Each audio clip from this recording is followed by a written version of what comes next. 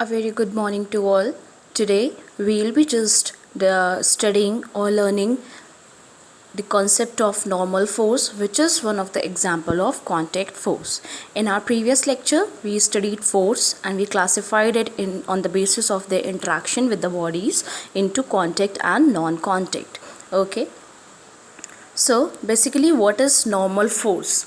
So here we can understand the meaning of normal force. Normal indicates that something is acting at the angle of 90 degree, that is perpendicular, and force, we know it is a push or a pull on an object. Normal force means when a force acts at an angle of 90 degree, then it is said to be normal force. Now normal reaction force. Normal reaction force means when a reaction is given at an angle of 90 degree, then it is said to be normal reaction force. Okay. Now these are some of the examples, like if the surface is pure, it is smoothly horizontal, then the normal force is acting at in such a way that it is 90 degree. When it is vertical, so this is the force acting. If this is like in a slope, this is the force acting. Okay. Now force pair. Force pairs means when a body exerts some force on the other one, that means according to Newton law, the other body also exerts the equal force just to counter the body. Okay, means if a body is acting a downward force of 50 Newton, for example this is a surface. Okay, so if the body is acting 50 Newton force on this surface will also exert 50 Newton force in return just to balance it. Okay, balance means when the equal force are applied in opposite directions, that means a body remains at its stationary position.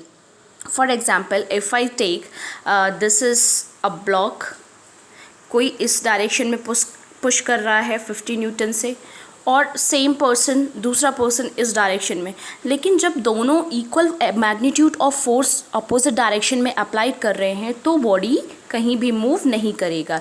Body कब move करती है? जब एक तरफ से ज़्यादा force apply हो और दूसरी तरफ से कम. When equal magnitude of force is applied, then the body remain at its original position. Is that clear? Now let me explain you about the normal reaction force. Let us consider a horizontal surface. Okay, let us consider it be the earth surface. This is a body having mass m. अब ये body के पास मास m है और इसको हमने किसी surface पे रखा है. सो अगर आप किसी भी वुडन ब्लॉक को या किसी भी ऑब्जेक्ट को अपने हथेली पे भी रखते हैं, then you feel some pressure और some force on your palm. ठीक है, this and that force is because of और that heaviness is because of the weight which is exerted by that particular body. तो अब ये body क्या करेगा? हमको पता है कि अर्थ क्या होता है, हर चीज़ को अपनी तरफ अट्रैक्ट करती है एट इट्स सेंटर. ठीक है, and the force with which it is attracting is gravitational force. तो ये ऑब्जेक्ट डाउनवर्ड डायरेक्शन में क्या फोर्स फील करेगा? That is which is equals to m into g, because we know there is one formula that is force is equals to mass into acceleration. ठीक है, this is formula for force. Force is equals to mass into acceleration. अब यहाँ पे force है, यहाँ पे मास भी है इस बॉडी में, इस बॉडी को एक फोर्स भी लग रहा है, तो ऑब्वियसली यहाँ एक्सेलरेशन भी होना चाहिए. एक्सेलरेशन मीन्स जब किसी बॉडी के पास मास है और उस पर फोर्स अप्लाई हो रहा है तो इसका मतलब उसे एक्सेलरेट होना चाहिए. एक्सेलरेट मतलब उसको मूव करना चाहिए, बट वो मूव नहीं कर रहा. इस केस में ये बॉडी मूव नहीं कर रही है. क्यों नहीं कर रही है? बॉडी मूव क्यों नहीं करेगी? अभी I told you when the body is applied by the same magnitude of force from the both the direction, then it do not accelerate or it remain at its stationary position. यहाँ पे acceleration क्या है? Zero है, क्योंकि body accelerate नहीं कर रही है.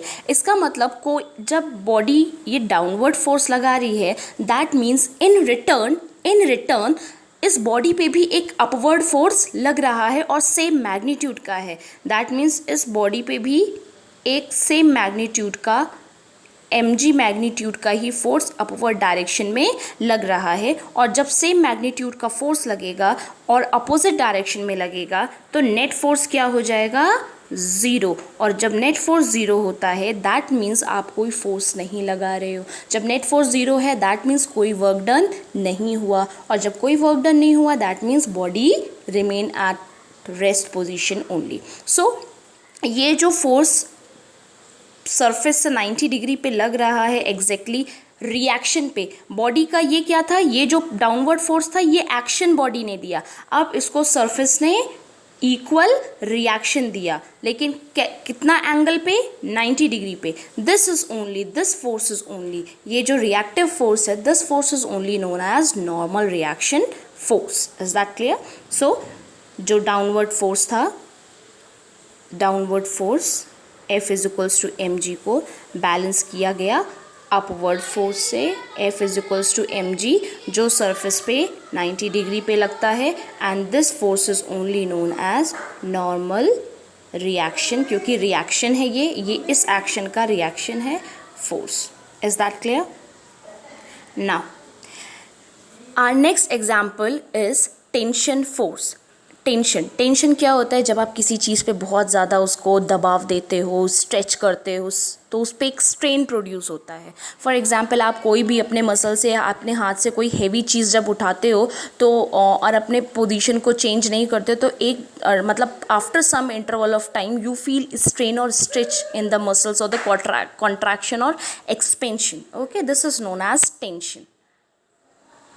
Now this is a figure showing you how your muscles contract. Okay, so ये क्या है, this is contraction is triggered when an action potential travels along the nerves. आपको information गया, फिर आपको stretch feel हुआ, तो this is only known as tension। जब आप किसी पे overload कर देते हो कोई चीज़ तो this is tension। ठीक है, this is tension force। जब this person is applying the force in this direction, this person is applying this force in this direction, तो इसका मतलब इस रस्सी पे यहाँ पे एक टेंशन आएगा। ठीक है, उस पर यहाँ पे एक उसको तनाव मिलेगा। Tension force, the example can be seen in form of pulley also. Okay, now tension force क्या है, let us consider a support. Okay, this is a support. यहाँ पे आपने एक स्ट्रिंग ली है, मासलेस स्ट्रिंग है, मासलेस, इसका कोई मास नहीं है। ठीक है, इससे एक आपने बॉडी को टाई किया है जिसका मास क्या है, mg। ओके, अब ये बॉडी क्या है, इसका एक मास है, सॉरी इसका मास सिर्फ m होगा। Let me draw it again. This is a fix support, this is a string. Okay, having this body having mass m। अब ये जो मास m है ये डाउनवर्ड डायरेक्शन में, क्योंकि नीचे तो सरफेस पे क्या होगा, एक फोर्स लगेगा ही लगेगा, बॉडी नीचे डायरेक्शन में अट्रैक्ट होती ही है, तो ये जो डाउनवर्ड फोर्स इस पे लग रहा है that is because of the weight of the body which is equals to mass into acceleration due to gravity. Okay, अब इस केस में भी बॉडी ये कहीं भी एक्सेलरेट या कहीं भी मूव नहीं करेगी, मीन्स इस केस में भी एक्सेलरेशन ज़ीरो होगा। क्यों ज़ीरो होगा, इसका मतलब इन रिटर्न में, इन रिएक्शन में इस तरफ भी एक फोर्स अपवर्ड डायरेक्शन में लग रहा है, और वो कहाँ लगेगा, वो इस स्ट्रिंग पे लगेगा। ठीक है, और ये अपवर्ड फोर्स जो स्ट्रिंग में इसके रिएक्शन के तौर पे लगता है वो भी इक्वल मैग्नीट्यूड का होगा, तभी तो नेट फोर्स ज़ीरो होगा अगर इक्वल मैग्नीट्यूड का होता है, लेकिन अपोजिट डायरेक्शन में। तो ये जो फोर्स डायरेक्शन में लग रहा है, अपवर्ड डायरेक्शन में लग रहा है किसी स्ट्रिंग में, किसी वायर में, किसी रोप में, that is known as tension. That is known as tension. Like normal reaction force was same, but normal reaction force में क्या था, वो 90 डिग्री ही टू द सर्फेस लगना था, but in such a case in tension it is not mandatory, okay, and it is applied only on rope, string, wires, etc. Is that clear? Hope you have learned something from this video.